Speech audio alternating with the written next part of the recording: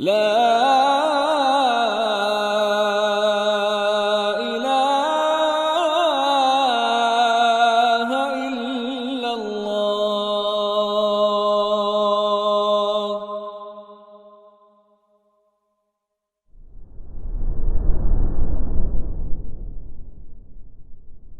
إن الحمد لله نحمده ونستعينه ونستغفره ونعوذ بالله من شرور أنفسنا وسيئات أعمالنا من يهده الله فلا مضل له ومن يضلل فلا هادي له أشهد أن لا إله إلا الله وحده لا شريك له وأشهد أن محمدا عبده ورسوله لا نبي بعده فإن أصدق الحديث كتاب الله وخير الهدي هدي محمد صلى الله عليه وسلم وشر الأمور محدثاتها وكل محدثة بدعة wa kullu bid'atin dhalalah wa kullu dhalalatin finnar. Amma ba'd. Para ikhwas sekalian, para bapak yang dirahmati oleh Allah Azza wa Jalla, melanjutkan kajian kitab Iqtida' As-Sirat Al-Mustaqim fi mukhalafati ashabil jahim karya Syekhul Islam Ibnu Taimiyah rahimahullah taala.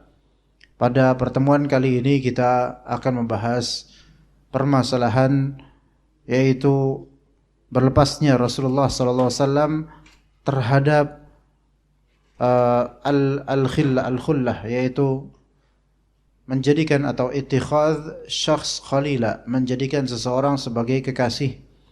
Bahwasanya Rasulullah SAW tidak menjadikan seseorang sebagai kekasih. Apa maksudnya? Bukan maksudnya beliau tidak punya istri, bukan. Karena kenyataannya beliau beristri. Namun maksudnya adalah karena Allah Subhanahu wa taala telah menjadikan Nabi Ibrahim dan Nabi Muhammad sallallahu alaihi wasallam sebagai khalil, maka Nabi sallallahu alaihi wasallam tidak pantas untuk menjadikan makhluk lain sebagai khalil baginya. Apa itu khalil? Khalil maknanya kalau di bahasa kita kekasih. Tapi khalil itu dari kata khullah, dan khullah itu adalah puncak paling tinggi dari mahabbah. Jadi puncak paling tinggi dari mahabbah itu khullah.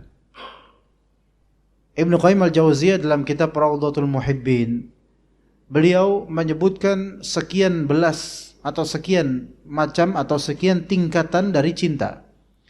Dan tingkatan cinta yang tertinggi itu khullah. Dan Allah Subhanahu wa taala di antara sifatnya adalah mahabbah, mencintai. Ada di antara makhluknya yang Allah taala cintai. Dan yang paling Allah Ta'ala cintai adalah dua dari seluruh dari makhluknya, yaitu Nabi Ibrahim alaihissalam dan Nabi Muhammad alaihissalam. Dan dari dua itu yang Allah Subhanahu wa Ta'ala pilih sebagai Sayyidul Mursalin, yaitu Nabi Muhammad sallallahu alaihi wasallam.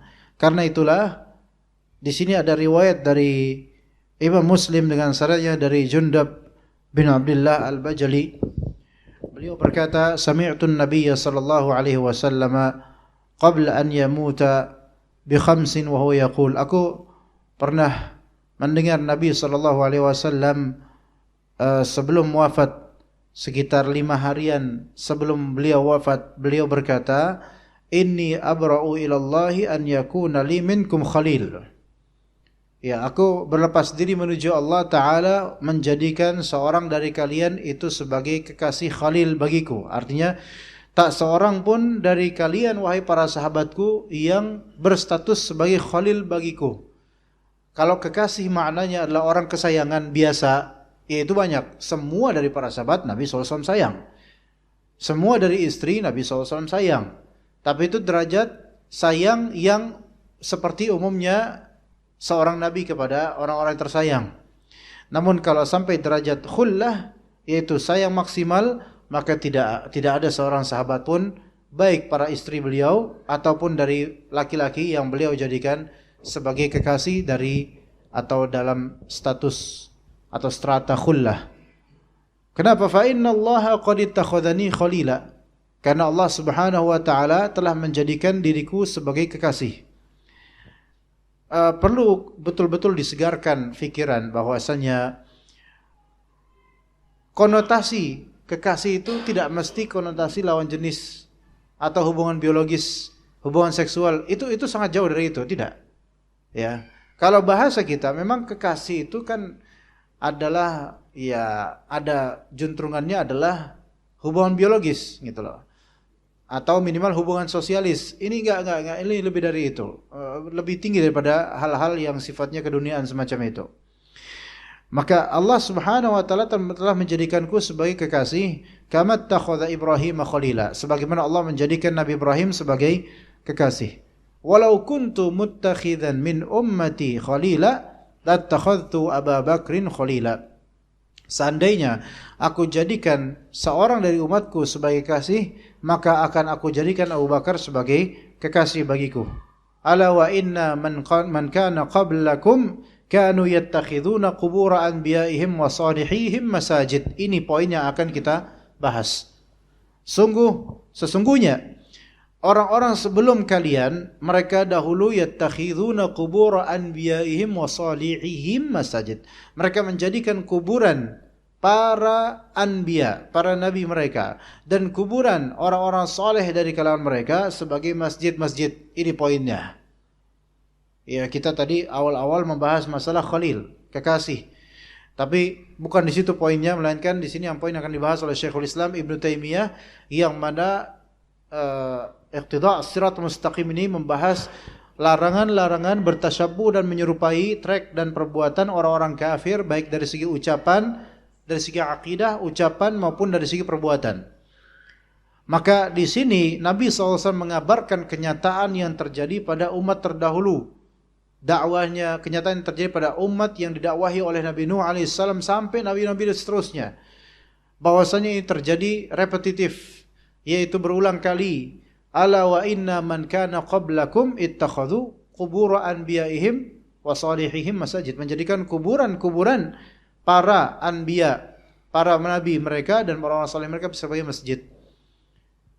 Maka di sini Nabi SAW menjelang wafatnya, 5 hari menjelang wafat, beliau tidak luput untuk mewasiatkan kepada kita dari marbahaya perbuatan ini.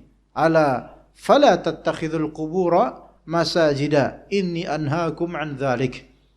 Ya, ketahuilah, janganlah kalian menjadikan kuburan-kuburan sebagai masjid. Sesungguhnya aku melarang kalian akan hal itu. 2 kalimat di sini jemaah sekalian, yaitu atau 3 kalimat kita bahas di sini. Ala wa inna man kana qablakum ittakhadhu qubur anbiya'ihim wa salihihim masajid. Di sini Rasulullah SAW mendeskripsikan bagaimana keadaan umat-umat terdahulu yang telah Allah Ta'ala luluh lantakkan dan binasakan. Di antara sebabnya adalah mereka menyembah selain Allah dengan trik apa? Yaitu menjadikan kuburan para nabi dan kuburan orang saleh sebagai masjid. Di sini ada tafriq, pembedaan para nabi dengan orang-orang saleh. Semua nabi pasti saleh, namun tidak semua yang disebut orang saleh merupakan nabi. Ya. Di zaman Nabi Nuh alaihissalam ada beberapa orang saleh yang disegani oleh kaum, dipuja oleh kaum, menjadi contoh dan teladan untuk kaum. Kemudian mereka persatu persatu orang saleh ini wafat dan syaitan menghembuskan bisikan, godaan dan juga kisi-kisi untuk yang kemudian akhirnya akan menjadi penyembahan terhadap berhala. Diawali dari apa? Memori, yaitu mengenang. Ya, mengenang. Kemudian mulailah dibuat patung, ya, tamthil, yaitu gambar-gambar semisal orang-orang soleh yang telah wafat. Jadilah patung kemudian dipahat. Nah, seterusnya akhirnya terjadilah penyembahan berhala. Di sini terjadi.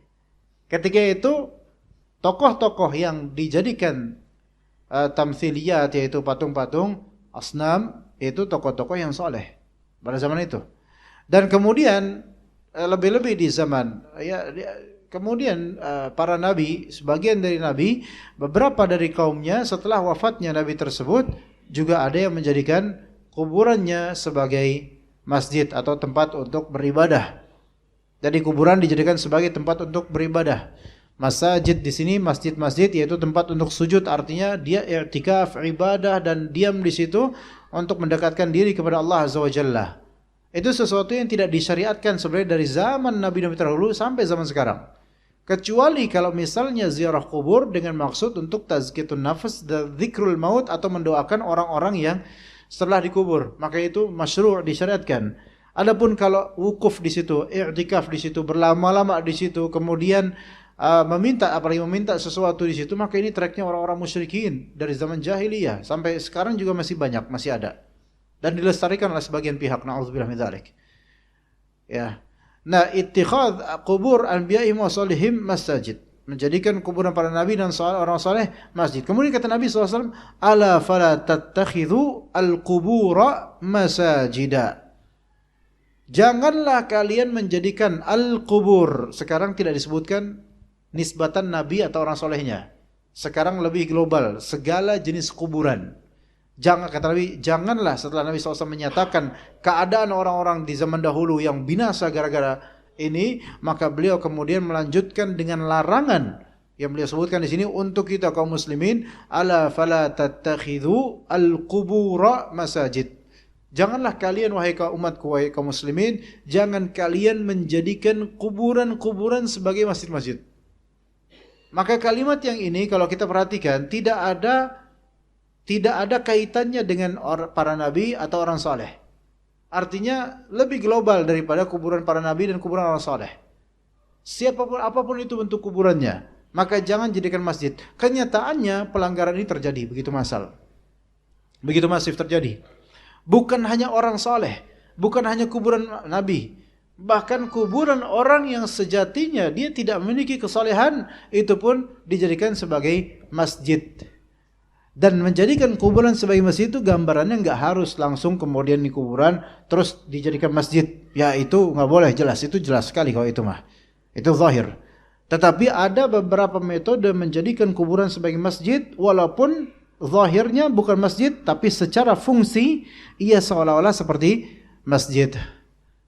Yaitu i'tikaf di situ. Kemudian tur atau ziarah dari jauh safar untuk ke kuburan ini dan itu sebenarnya sama dengan seperti menjadikan kuburan ini seperti masjid, karena kita dilarang untuk syaddur rihal ke masjid-masjid. Kita dilarang untuk safar demi salat di suatu masjid. Itu aja dilarang kecuali 3 masjid. Masjid Nabawi, Masjidil Haram, Masjid Al-Aqsa. Safar demi ke Masjid Bilal bin Rabah misalnya, ke Masjid Ghamamah misalnya, atau ke Masjid Kuba saja misalnya, safar ke situ, safar dari Jakarta, itu aja nggak boleh Pak. Karena itu bukan termasuk Masjid Nabawi. Tapi kalau ketika kita sudah di Masjid Nabawi atau di Madinah, disunahkan untuk apa? Ziarah ke Masjid Kuba. Ya, itu beda lagi konteksnya kalau itu. Tapi kalau kita emang sekarang di sini nih, sengaja pengen ke Masjid Kuba gitu loh. Sengaja ke situ. Maka itu hal yang dilarang oleh Nabi SAW. Ya, la tushaddu rihal illa li thalath masajid. Tidak diikat rihalah atau tidak boleh safar kecuali ke 3 masjid. Maksudnya safar untuk ibadah itu tidak, untuk masjid tidak boleh kecuali ke 3 masjid saja. Adapun kalau kita safar ke suatu tempat manapun untuk ibadah apapun, tapi pas ada masjidnya kita sholat di masjid itu nggak apa-apa. Tapi kalau tujuannya masjid tertentu untuk iktikaf tertentu, misalnya saya pengen iktikaf di Jogja, kemudian dari Jakarta sengaja safar ke Jogja, maka ini tidak boleh. Duh, kok kayak gini nggak boleh? Tanya Rasulullah kalau kayak gitu. Ya nggak usah tanya saya, kan Rasulullah yang ngomong. Seperti itu jemaah sekalian. Kalau ke masjid saja, yang mana itu rumah Allah loh. Maka janganlah kita bersikap ghulu dan berlebihan dengan safar deminya hanya untuk demi sholat di situ tanpa ada kebutuhan apapun, cuman pengen sholat di situ, maka ini dilarang. Maka apalah lagi kalau ternyata safarnya bukan ke rumah Allah melainkan ke kuburan. Yang mana itu adalah bisnis yang cukup lancar di tahun-tahun modern ini. Ya. Sehingga bis-bis dan travel-travel itu mendapatkan nikmat darinya, cukong-cukong jual makelar dan seterusnya, dan orang-orang yang memimpin majlis ta'lim ini dan itu, dan juga termasuk ustadznya, tour guide-nya dan seterusnya, itu mereka dapat keuntungan yang Masya Allah besar dari situ. Lebih-lebih ummahat atau emak-emak pengajian yang suka jalan-jalan, kuliner dan seterusnya, itu sangat suka ziarah kubur jauh-jauh ke Ciamis, ke Banyuwangi, ke Jawa Timur tanpa mahram. Mahram mereka siapa? Mahram siluman, yaitu siapa? Sopir bis mahramnya. Ya, subhanallah. Tanpa mahram. Dengan alasan kita kan bareng-bareng, semua perempuan aman kok insya Allah. Ya aman bagi kita, tapi kan dalam syariat Islam yang seperti ini nggak boleh. Apalagi kemudian tujuannya adalah untuk ke kuburan. Ini tidak ada anjurannya sama sekali. Tidak ada anjurannya, tidak ada sunnahnya, tidak ada tracknya juga dari salafus saleh. Ya, maka suburlah kemudian kuburan-kuburan itu diposekan seperti masjid. Dari segi satu kekhusyuan, seperti kekhusyuan seseorang di masjid. Ada beberapa individu yang kalau dia ke masjid dia begajulan. Tapi kalau dia ke kuburan, isinya penghormatan terhadap sahibul qabr. Subhanallah. Kayak dia tuh kalau salah kalimat di kuburan itu bakal pamali nanti gitu, rasanya gitu. Tapi kalau di masjid ngomong jorok, bahkan mungkin nggak masjid. Giliran ke kuburan getol dia. Sebenarnya rumahnya di mana? Emang si kuburan rumah masa depan kita, betul. Tetapi kan ini rumah Allah, harus lebih dihormati, harus lebih sopan. Ini malah ke kuburan lebih sopan. Teduh. Dan kemudian kalau doa di kuburan lebih khusyuk dan lebih berharap dibandingkan doa di rumah Allah Azza wa Jalla. Ya begitu. Ini diantara bentuk menjadikan kuburan sebagai masjid. Itu dari segi khusyuknya, keteduhannya. Belum lagi ada sebagian dari orang, dan ini real dan nyata, tidak sedikit juga, yaitu ke kuburan kemudian sujud kepada kuburan. Ada dua kemungkinan sujud. Imma dia memang sujud karena menghormati atau ikut-ikutan, dan semoga ini tidak langsung sampai kafir. Tapi ada juga sujud karena memang dia mengagungkan isi kubur ini, yaitu orang ini, dan dia ada harapan kepada pemilik kubur ini, dan ini menjadi syirikan tersendiri. Bahkan bisa menjadi syirik akbar. Berbahaya sekali jemaah sekalian. Dan ini tidak sedikit di beberapa tempat, bahkan di tempat yang modern seperti Jakarta juga ada yang seperti ini. Sampai sujud-sujud itu ada. Ya. Kemudian juga bentuk-bentuk yang menjadikan itu sebagai masjid, yaitu tawasulan di dalamnya, wiritan di dalamnya, zikir di dalamnya, bahkan sampai ada i'tikaf di dalamnya, maksudnya di dalam ruangan kubur itu. Ya. Di suatu tempat ada di daerah ujung aspal misalnya. Itu saya melihat waktu awal saya pindah ke daerah sana, ke daerah Jatimurnya itu, kalau saya lewat situ kan ada lokasi itu apakah itu ya di tembok atau perbatasan Mabes TNI atau gimana, itu ada kuburan di situ. Kita nggak sebutkan tempatnya tentunya, yang ternyata di situ ada pohon dan ada lubang di pohonnya itu menambah apa ya, menambah kemistisan auranya gitu loh.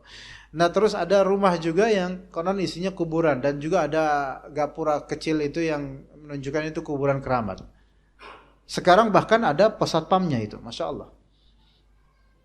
Akan ada selalu inovasi ketika orang-orang itu masih ada yang percaya bahwasanya doa di kuburan lebih manjur, lebih mujarab. Ya, percaya, banyak orang masih percaya kayak gitu. Kemudian kalau kita minta atau tawasul kepada mayit yang soleh ini, maka akan semakin Allah Ta'ala jawab itu. Ya, hal-hal seperti ini masih subur kok di Indonesia. Ya, menjadikan kuburan-kuburan sebagai tempat doa, tempat minta, tempat ibadah, bahkan ada yang sujud kepada kuburan. Itu kan dilarang oleh Rasulullah SAW. Fa inni anhaakum an dzalik, aku larang kalian untuk itu. Ya, tapi kemudian kata Syekhul Islam Ibn Taimiyah rahimahullah, wasafa sallallahu alaihi wasallam anna alladhina kanu qablana kanu yattakhidhuna qubur anbiya kanu qabluna kanu yattakhidhuna qubur al-anbiya'i was-salihin masajid. Ya, Rasulullah SAW mendeskripsikan bahwasanya orang-orang sebelum kita dari kaumnya para nabi dulu sebelum Nabi Muhammad SAW, mereka menjadikan kuburan para nabi dan orang-orang saleh sebagai masjid-masjid. Wa aqaba hadzal wasfa bil amri bi harfil fa, dan Rasulullah menurutkan setelah menjelaskan keadaan orang-orang zaman dulu kemudian dengan huruf fa, dengan kalimat maka ya, jadi mereka itu dulu hancur gara-gara apa? Gara-gara menyembah, gara-gara mereka menjadikan kuburan sebagai masjid. Maka janganlah kalian menjadikan kuburan sebagai masjid. Dengan adanya maka ya, yaitu berarti ini justru larangan dan juga sebab dilarangnya. Sebab dilarangnya adalah yaitu orang-orang dahulu hancur gara-gara perkara ini. Kayak kita ngomong sama anak kita, dulu bapak itu pas usia kayak kamu itu bapak malas-malesan. jadinya seperti ini maka kamu jangan kayak gitu. Nah, kenapa ada larangan? Karena jangan sampai ada penyerupaan terhadap track sebelumnya. Itu maksudnya. Ya, kayak Rasul berwasiat kepada kita, dulu orang-orang di zaman nabi-nabi terdahulu, mereka itu dibinasakan oleh Allah, dihukum oleh Allah gara-gara menjadikan kuburan orang soleh sebagai masjid. Maka supaya kalian jangan seperti itu, supaya kalian tidak binasa, jangan lakuin hal yang seperti itu maksudnya. Ya, dan ini dilarang. Maka kalau ada orang kemudian lebih khusyuk di kuburan daripada di masjid, maka ini karakternya seperti orang-orang jahiliyah di zaman nabi-nabi terdahulu. Ya, walaupun dia handphonenya 5G, kekayaannya melimpah, tapi kalau lebih ke kuburan, maka inilah berhak disandang namanya sebagai kuburiyun, yaitu orang-orang yang kecanduan akan kuburan. Itu istilah kuburi itu masyhur di kalangan ulama ahlus sunnah. Ya, pecandu, penyembah kuburan. Ya. Wa qala innahu sallallahu alaihi wasallam yanhana an dzalik. Ini menunjukkan Rasulullah SAW melarang kita dari akan hal itu. Fa fihi dalalatun ala anna ittikhadha man qabluna sababun linahina. Di sini ada petunjuk bahwasanya orang-orang sebelum kita ya menjadikan kuburan sebagai masjid itu sebagai sebab kita juga dilarang akan hal itu. Imma mudhhirun linahi wa imma mujibun linahi. Wa dzalika yaqtadi, dan ini berkonsekuensi apa? Anna a'malahum dalalatun wa alamatun ala anna Allah yanhana anha. Bahwasanya amalan-amalan orang-orang zaman dulu itu yang buruk itu sebagai petunjuk dan tanda bahwasanya Allah Ta'ala melarang kita berbuat yang semisal itu. Enggak boleh. Ya, kalau ada contoh yang buruk, terus kemudian Rasulullah SAW jelaskan itu buruk dan Rasulullah larang, berarti ini memang Allah Ta'ala larang. Ya. Kalau ada orang dulu di kelas kita malas-malasan, gara-gara malas-malasan pas mau ujian dia nggak naik kelas, kita ceritain itu ke anak-anak kita, tujuannya apa?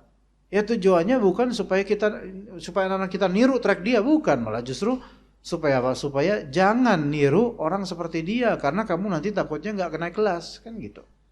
Ya.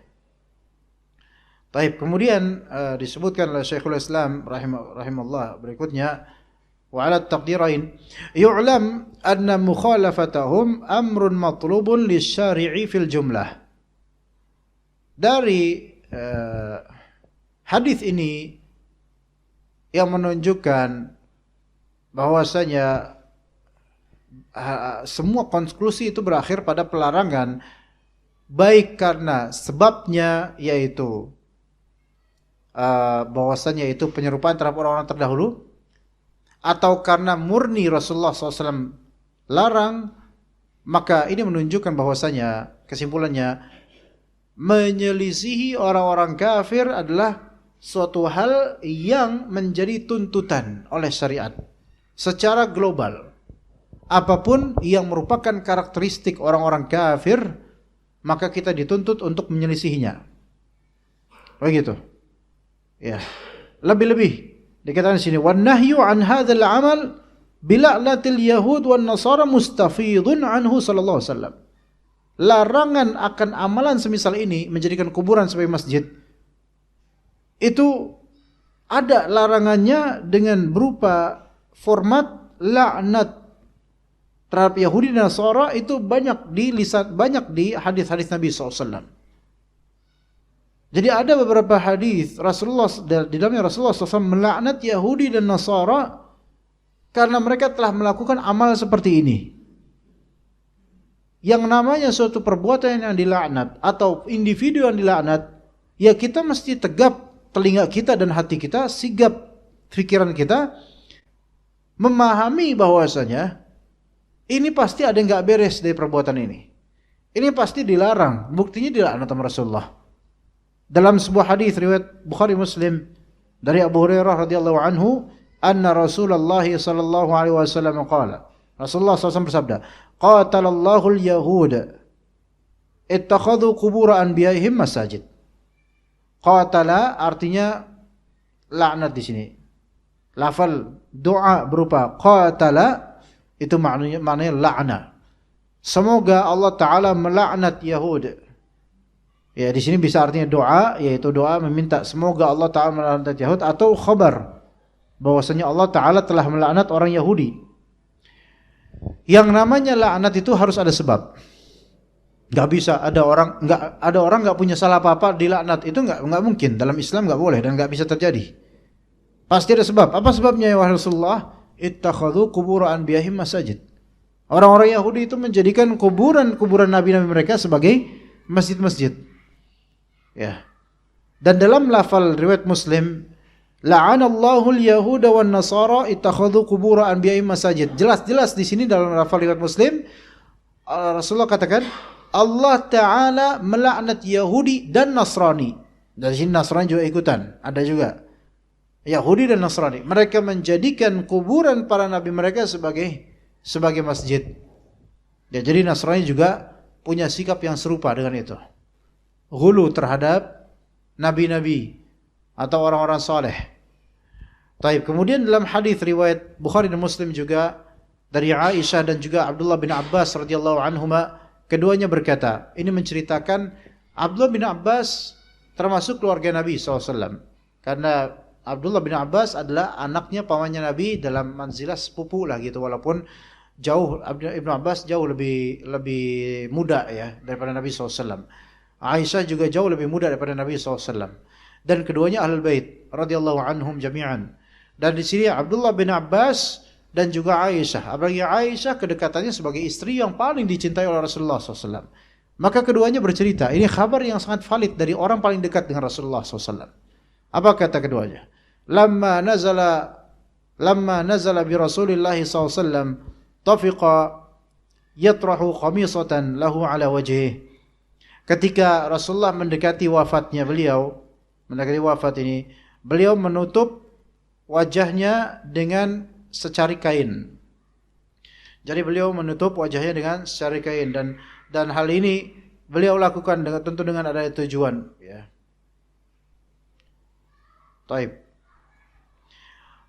Kemudian dikatakan fa idza tamma biha kashafaha an wajhih. Ketika beliau sudah mulai kepanasan ya, karena wajah beliau sengaja tutupin. Ya, ketika sudah mulai kepanasan, beliau menyingkap kain tersebut dari wajahnya dan berkata begini, la'natullah al-yahud wan nasara ittakhadhu qubur anbiya'ihim masajid. Laknat Allah terhadap Yahudi dan Nasara. Terkutuklah Yahudi dan Nasrani karena mereka menjadikan kuburan para nabi mereka sebagai masjid. Yahdharu ma sana'u. Rasulullah memperingatkan umat akan apa yang telah mereka perbuat. Padahal ini kalau dalam riwayat yang sebelumnya ini disebutkan kapan? Sekitar 5 hari sebelum wafatnya beliau SAW. Dan ini juga hadis Aisyah dan Ibnu Abbas radhiyallahu anhum jami'an. Ini tidak disebutkan kapan, tapi di dekat dengan kematiannya. Akhir-akhir kalimatnya beliau gitu loh. Akhir-akhir hari-harinya beliau sampai menyampaikan ini. Ya. Dan juga dalam hadis riwayat Bukhari Muslim juga dari Aisyah bahwasanya ada Ummu Salamah dan Ummu Habibah. Ummu Salamah dan Ummu Habibah. Ya. Keduanya milik Nabi SAW, istri Nabi SAW. Ya, mereka ke Rasulullah SAW, berkata ke Rasulullah SAW tentang di sini yang berkata adalah Ummu Salamah dan Ummu Habibah dzakarata menyebutkan ke Rasulullah SAW akan adanya kanisah di tanah Habasyah. Ya. Jadi beberapa istri Nabi ini melihat ada kanisah. Apa itu kanisah? Gereja di tanah Habasyah. Nama kanisah itu Maria. Nama gereja itu Gereja Maria. Ya, kalau sekarang kan ada gereja Santa Maria yang seperti itulah ya. Wa dzakarata min husniha wa tasawira fiha. Dan Ummu Salamah dan Ummu Habibah radhiyallahu anhuma menyebutkan indahnya gereja itu. dan banyaknya tasawir, banyaknya gambar-gambar di gereja itu. Subhanallah. Tasawir di situ bisa artinya gambar, bisa artinya patung. Ya, bisa artinya gambar, bisa artinya patung. Ya. Maka kemudian kata Nabi SAW, ulaika qaumun idza mata fihim al-'abdus salih aw ar-rajul as-salih banau ala qabrihi masjidah. Mereka orang Nasrani itu adalah kaum yang jika ada di antara mereka dari hamba yang saleh menurut mereka, laki-laki saleh menurut mereka, jika mati maka mereka akan membangun di kuburannya masjid. Itu ciri khas Nasrani dan juga Yahudi dalam riwayat lain. Dan yang tadi kita sebutkan, hadis-hadis tadi, membangun kuburan di atas, membangun masjid di atas kuburan orang soleh ini. Ya, itu tracknya banyak dari orang Nasrani ketika itu. Tidak cukup dengan itu, wasawwaru fi dzalika tilka suwar. Wasawwaru fihi tilka suwar. Dan mereka kemudian sawwaru itu bisa menggambar atau bisa juga membuat patung. Beberapa gambar-gambar yang mana itu adalah representatif dari orang-orang soleh yang meninggal dari kalangan mereka. Termasuk Nabi, termasuk Tuhan mereka yang mereka anggap Tuhan, yaitu Nabi Isa AS. Maka antum lihat, orang Nasrani itu sangat-sangat mengagungkan logo atau gambar Jesus. Gitu loh. Apa kata Nabi? Ulaika syirarul khalqi indallahi azza wajalla. Mereka adalah seburuk-buruk makhluk di sisi Allah azza wajalla. Sejelek-jelek makhluk itu mereka. Apakah syaitan tinggal diam?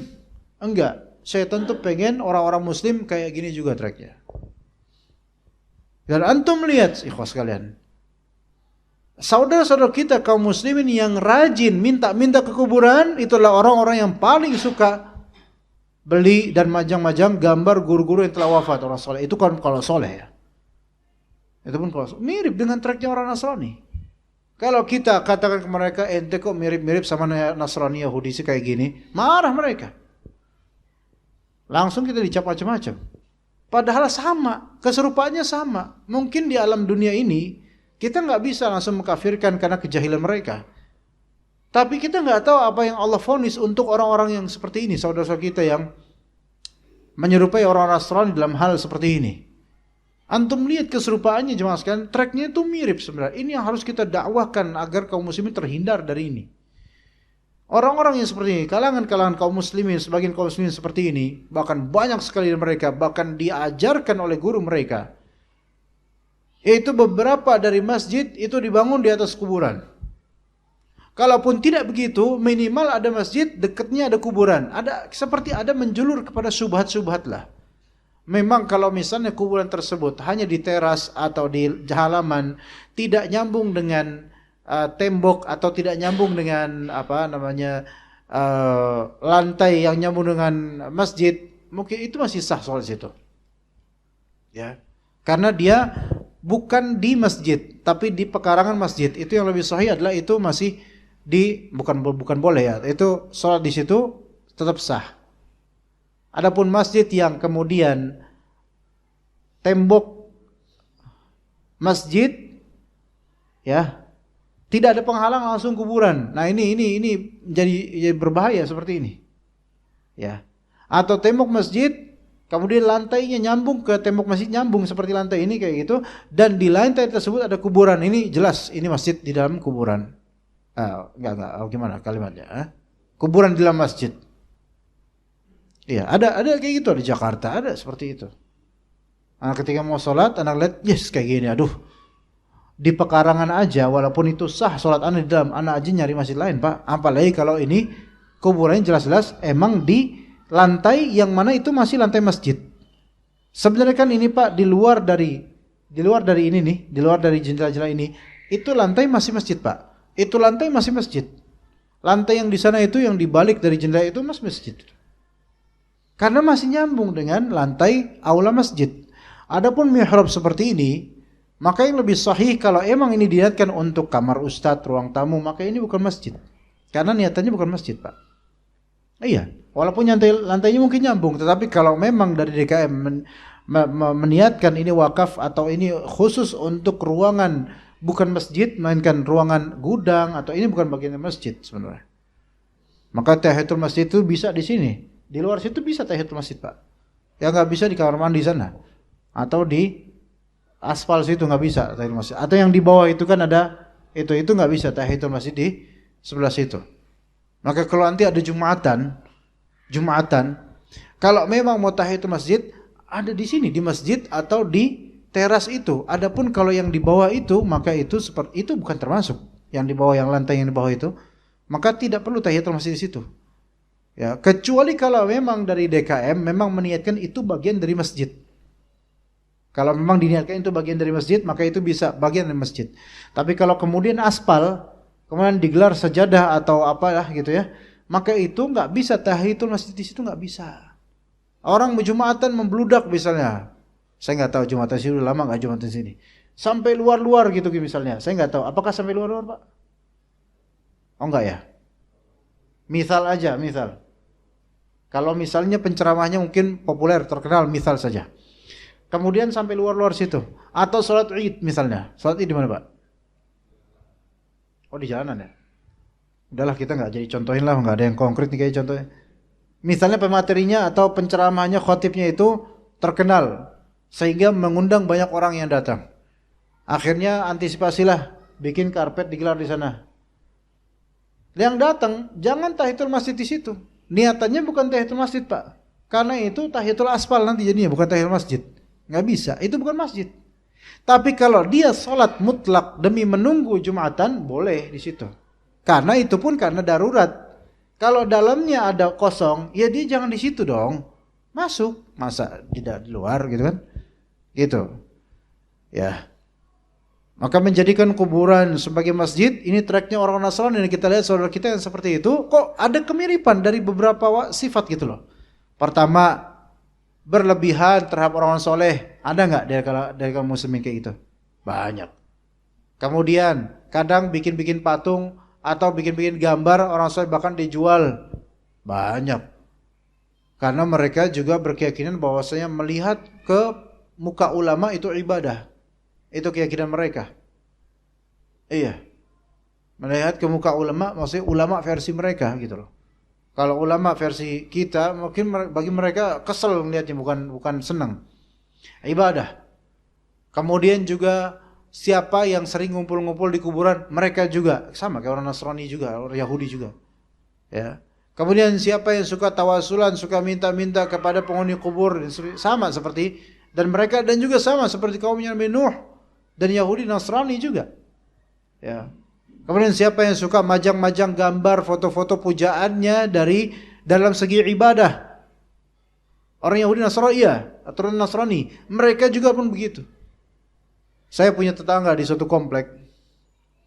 Tetangga ini orang baru berapa bulan lah di situ. Tapi ada yang udah lama di situ, bahkan petugas RT juga, maksudnya perangkat RT juga di sampingnya, itu sudah lama di situ. Cuma Nasrani. Nah kemudian di pintunya ada tulisan Merry Christmas gitu kan. Karena Nasrani. Kita biarin kan masalah. Kemudian datang tetangga baru ini, karena rumah kosong, sampingnya rumah kosong, Muslim sekarang, yang datang Muslim, saudara kita juga. Maksudnya saudara seiman, seislam. Nah, entah apakah dia pengen mengcounter orang Nasrani atau memang dia memang kayak gitu ajarannya. Setelah dia pindah ke situ, setelah dia datang ke situ dengan keluarganya, itu di depan rumah itu terpajang berjejer foto-foto apa yang antum mungkin biasa lihat foto-foto di depan rumah tuh. Jadi setiap orang di situ pasti ngeliat foto-foto orang-orang Arab Indo ini gitu loh, yang udah almarhum semua ya rata-rata. Buat apa coba? Orang Nasraninya saja itu kontras. Orang Nasrani saja cuman di pintunya doang itu tulis Merry Christmas. Nauzubillah min dzalik, dari kalimat itu. Yang kita orang Islamnya ini malah melebihi orang Nasrani dari segi ghulu dan berlebihan terhadap orang saleh. Kebalik gitu loh. Ya, ini amat disayangkan gitu. Ya, mungkin kita azan dulu. Ya, setelah itu kita lanjut insyaallah.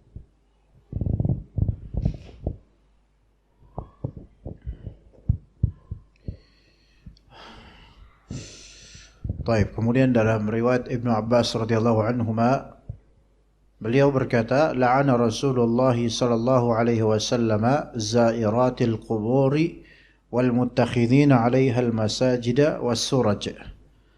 Rasulullah sallallahu alaihi wasallam melaknat perempuan-perempuan yang menziarahi kubur. Ya, hadis ini dengan lafal yang ini, 8 lafal ini menjadi dalil dan hujjah bagi sebagian ulama yang mengharamkan perempuan untuk ziarah kubur. Masalah perempuan ziarah kubur itu masalah yang diperselisihkan oleh para ulama. Sebagian berpendapat bahwasannya perempuan secara mutlak haram untuk ziarah kubur. Dan sebagian ulama lainnya mereka berpendapat bahwasanya yang diharamkan adalah seringnya perempuan untuk ziarah kubur. Karena dalam lafal lain, dalam hadis riwayat dalam hadis lain ya disebutkan bahwasanya Rasulullah SAW melaknat zawaratil kubur, yaitu perempuan-perempuan yang suka ziarah kubur, sering ziarah kubur. Ya, maka di sini khilaf di antara ulama. Ya, kalaupun mengambil pendapat yang membolehkan perempuan ziarah kubur, setidaknya jangan diseringkan. Kenapa? Karena kita tahu perempuan bagaimana. Ya. Nah, kalau misalnya kita mengambil pendapat yang sesuai dengan dua pendapat ini memiliki dasar hadis karena berangkat dari lafal zairat dan zawarat atau zuwarat. Al-Qur'an ini khilafiyah. Kalaupun ulama, kita mengambil pendapat ulama yang mengharamkan perempuan ziarah kubur secara mutlak, maka jelas yaitu siapapun perempuan jangan ziarah kubur. Kalau kita mau ziarah kubur ke saudara kita, bapak kita atau ayah kita, maka enggak usah bawa perempuan ke kuburan. Itu pendapat yang mengharamkan ya. Kalaupun kita mengikuti pendapat yang tidak mengharamkan perempuan ziarah kubur, melainkan yang haram hanyalah yang sering, maka tetap itu tidak melegalisir begitu saja bahwa saya perempuan ziarah kubur silakan. Enggak gitu juga. Karena kita lihat konteks perempuan ini. Kalau kalbunya mudah pecah dan dia malah justru akan menangis atau histeris atau mengerang di kuburan, maka menjadi haram. Kalau kita tahu kondisi perempuan ini bagaimana, atau kalau kita tahu sifat dan karakter perempuan ini, dia memang seperti baperan dan semisalnya, maka kita cegah dia dari ziarah kubur, enggak boleh. Iya. Karena kalau misalnya dia ziarah kubur nanti akan terjadi yang namanya niyahah. Dan niyahah yaitu meratap, yaitu mengangkat suara atas kematian seseorang suaranya lebih dari yang kadar menangis kecil. Maka itu bisa terkena laknat lagi itu.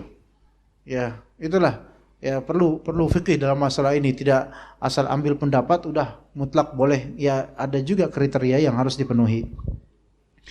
Jadi di sinilah laknat Rasulullah SAW terhadap perempuan yang menziarah kubur, dan juga laknat Rasulullah SAW terhadap wal muttakhidhina 'alaiha al masajid was suraj, dan orang yang menjadikan di atas kuburan itu sebagai masjid-masjid, tempat-tempat salat, tempat-tempat i'tikaf, tempat-tempat sujud, tempat-tempat beriltija dan doa, ya. Menjadikan itu, dan juga suraj. Suraj itu pelita-pelita, lampu-lampu. Ya. Itu. Jadi siraj itu pelita. Kalau dulu mungkin, kalau sekarang mungkin seperti petromak dan misalnya gitu kan, zaman dulu nggak ada elektronik ya. Kalau sekarang ya jelas bukan hanya obor atau petromak. Sekarang bahkan dibuat lampu yang sangat terang seperti Indomaret. Itu ada seperti, dan itu kuburan keramat gitu. Jadi kuburan keramat dulu kan serem gitu loh. Sekarang kuburan keramat nggak serem lagi. Ya, sekarang ladang bisnis. Ladang bisnis, kuncen-kuncennya itu dapat banyak itu dari situ, menang banyak, tapi nggak ada satupun yang berkah dari mereka. Ana yakin nggak ada yang berkah. Ya, ana yakin nggak ada yang berkah, karena uang yang mereka ambil uang haram untuk memprakarsai atau untuk menyebarkan khurafat, bid'ah dan juga amalan-amalan yang menyimpang. Maka menjadikan adanya lampu-lampu penerang untuk kuburan itu membuat pelakunya terlaknat. Kalau mayit yang ketika dulu hidupnya, mayitlah yang berwasiat dan berpesan supaya adakan lampu-lampu di kuburannya, maka mayit ini akan terlaknat juga karena dialah penyebabnya. Begitu. Ya. Adapun kalau mengadakan adanya lampu di jalan kuburan supaya orang kalau lewat bisa tahu di mana kuburan, maka ini maslahat mursalah, enggak masalah. Ini memang hajat. Ini bukan dalam rangka untuk menerangi kuburan. Ini beda kalau ini. Ini untuk apa? Menjadikan petunjuk bagi orang yang sedang lewat supaya tidak menginjak kuburan, gitu. Kalau ini masalah. Dari maksud itu beda, niatan beda.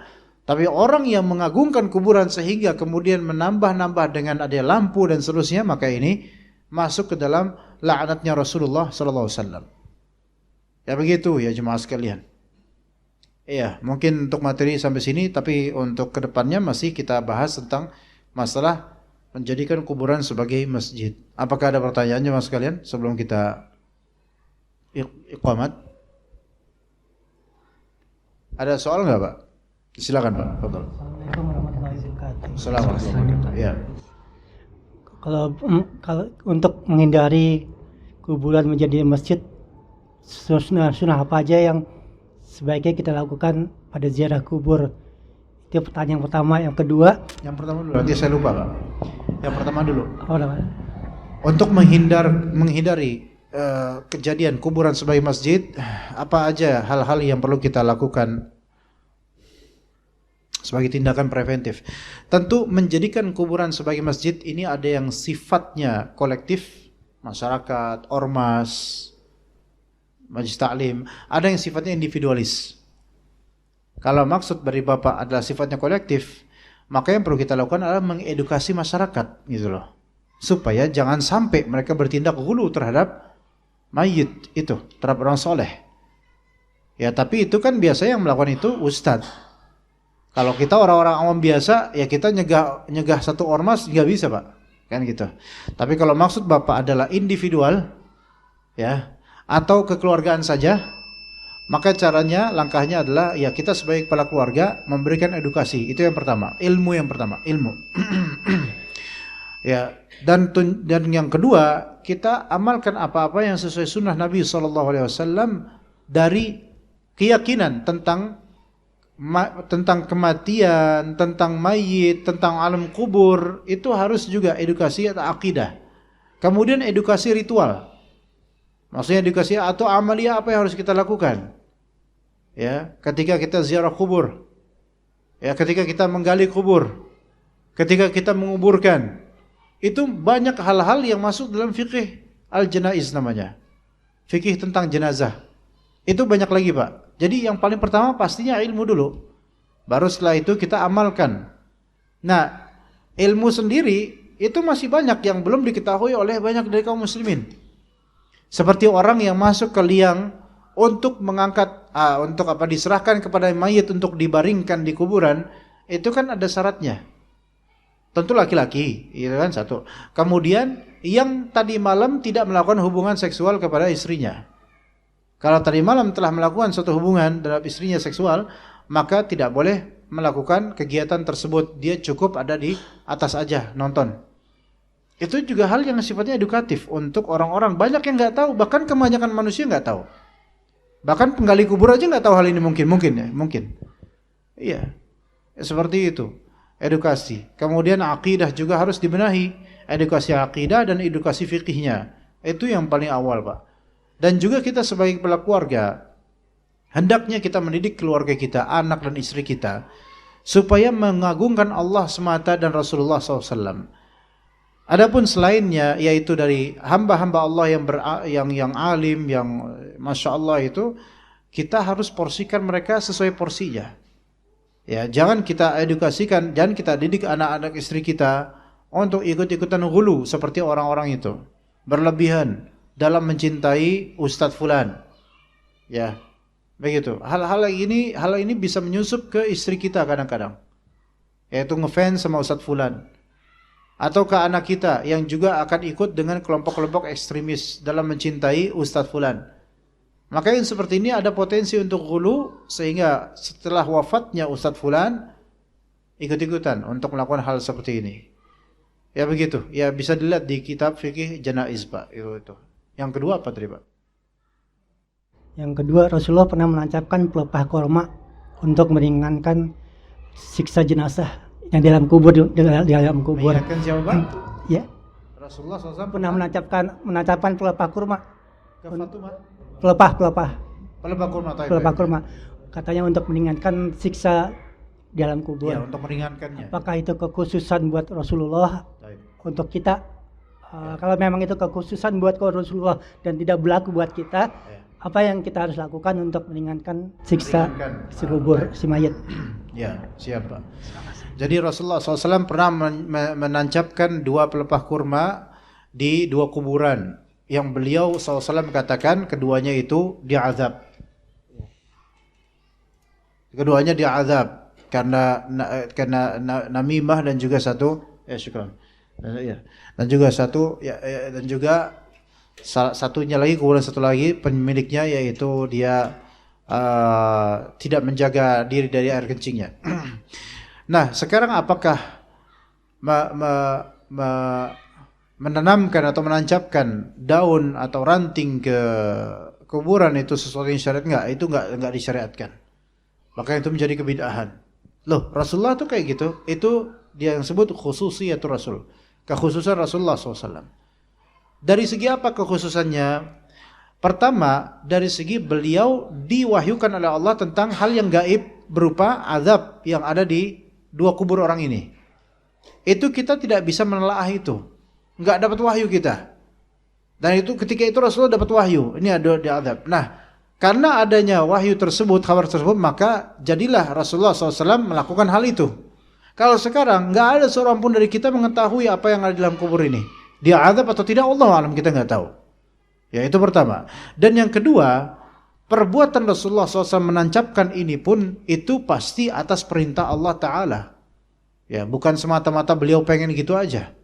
Ya, dan karena itu khusus bagi Rasulullah SAW, makanya para sahabat setelahnya itu enggak ada yang melakukan hal yang serupa karena itu hanya beliau. Nah, sekarang kemudian orang Nasrani mereka menaburkan bunga di kuburan.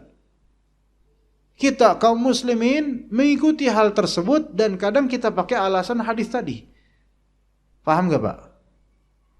Biasa kan di pemakaman itu kan depan-depannya kalau waktu-waktu ziarah kubur seperti Sya'ban terakhir, Jumat terakhir gitu kan, Ramadan ya. Itu biasanya banyak yang jual bunga-bunga.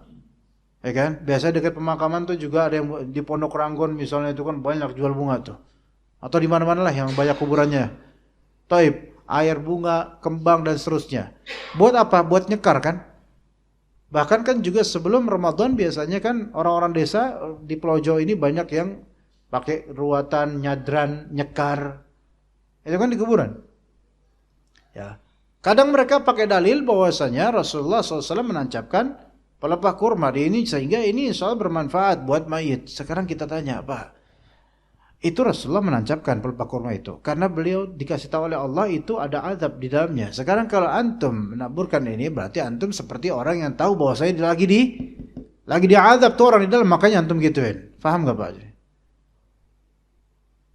Jadi coba antum tanya orang, kenapa kalian menaburkan bunga-bunga di kuburan saudara kalian? Mereka beralasan apa? Karena Rasulullah, mungkin salah alasan syar'i, ada alasan syar'i, ada alasan tradisi. Alasan syar'i kita sudutkan. Alasan syar'i bagi mereka adalah karena Rasulullah menancapkan pelepah kurma.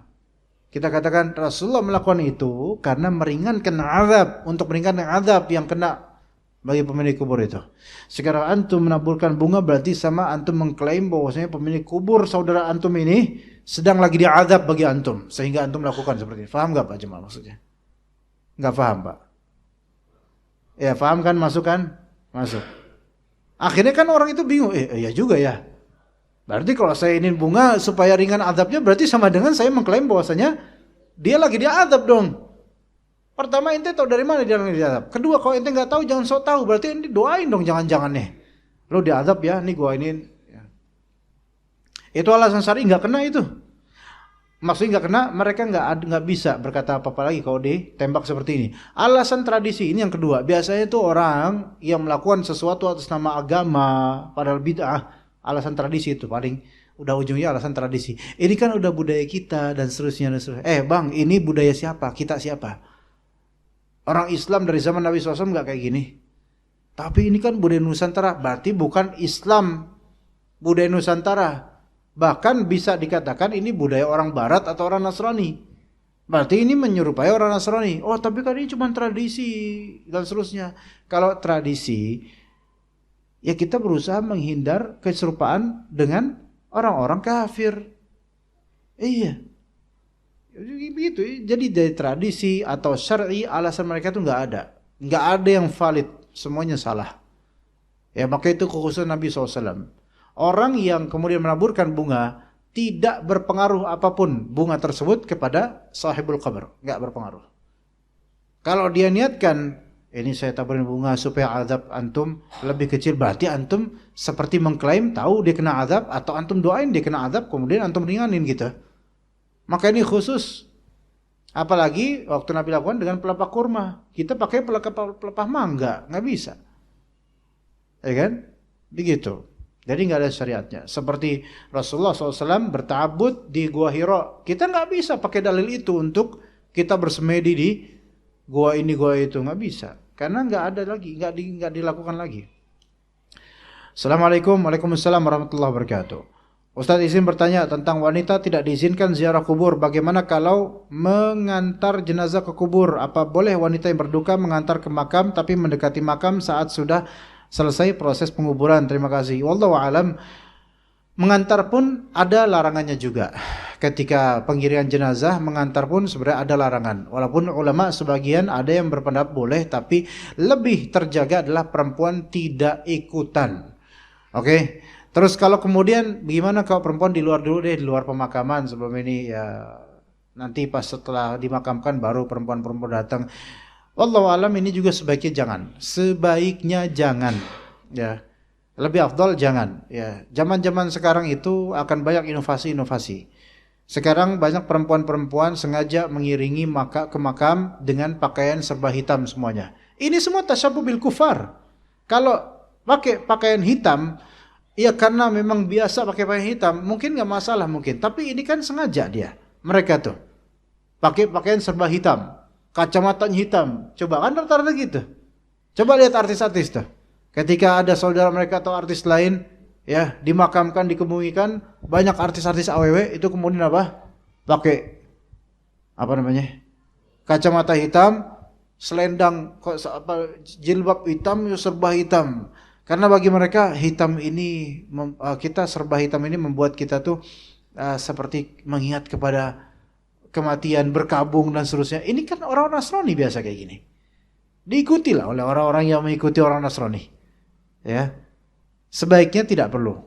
Terus ngapain dong perempuan? Kalau bisa ya udah di rumah aja, tenangin diri, jangan berlebihan. Dah tenangin diri di rumah, urusin mungkin hal-hal yang perlu diurusi di rumah, dari bukan penghinaan, beberes misalnya, atau mempersiapkan makanan ya untuk keluarga atau untuk orang-orang yang mungkin mau takziah gitu. Itu lebih afdol. Biar urusan laki-laki aja. Apakah perempuan kalau mereka tidak ke kuburan, mayit akan rugi? Enggak. Justru takutnya kalau misalnya perempuan-perempuan pada ke kuburan, terus mayit dikebumikan, mereka menangis meratap, mayitnya bisa aja kena azab di kuburnya gara-gara ratapan dari perempuan-perempuan ini. Maka tindakan preventif sebaiknya sih jangan. Begitu. Wallahu ta'ala alam. Ya. Untuk ibu-ibu seperti itu, jangan merasa oh kok nggak adil ya, kita nggak boleh. Bukan nggak adil, kalau ngeliat kenyataannya kan kalian wahai perempuan itu kan sering, cara berpikirnya kan sering nggak benar gitu tentang mayit. Kadang-kadang terlalu berlebihan, ya kehilangan satu orang seperti kehilangan seluruhnya, ya padahal nanti kalau suaminya mati ya dia juga bisa nikah lagi kok gitu kalau emang mau, ya kan gitu. Ada aja overthinking, wah kalau misal mati aku sama siapa lagi, siapa yang peduli sama Allah, yang peduli sama anti, kan gitu. Ah kamu gak ngerti perasaan aku lah gitu. Susah ngomong perempuan kalau udah emosi itu, ya capek. Akhirnya udahlah nggak usah ke kuburan lah, daripada nanti lama-lama malah berpikir pengen bareng-bareng di kubur, jadi mendingan udah nggak usah ikutan gitu. Seperti itu jemaah sekalian, sebaiknya tidak usah ikutan. Allahu a'lam. Kita cukup sampai sini. Wassallallahu ala nabiyyina Muhammad wa ala alihi wa sahbihi ajma'in. Subhanakallahumma bihamdika asyhadu an la ilaha illa anta astaghfiruka wa atubu ilaik. Wassalamualaikum warahmatullahi wabarakatuh.